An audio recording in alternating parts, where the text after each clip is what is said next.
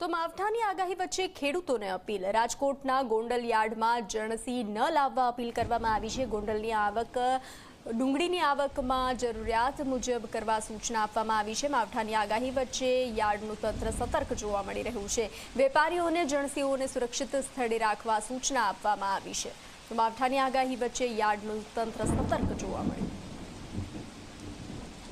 Gondal marketing યાર્ડમાં તમારો માલ લઈને જો આવતા હોય તો માલની સાથે તાલપત્રીની વ્યવસ્થા રાખવી અને શક્ય હોય ત્યાં સુધી 3 થી 11 તારીખમાં જે મોટી આવક હોય એ માલ લઈને ન આવવું। અને અત્યારે લાલ અને સફેદ ડુંગળીની આવક જરૂરિયાત મુજબ કરવામાં આવશે।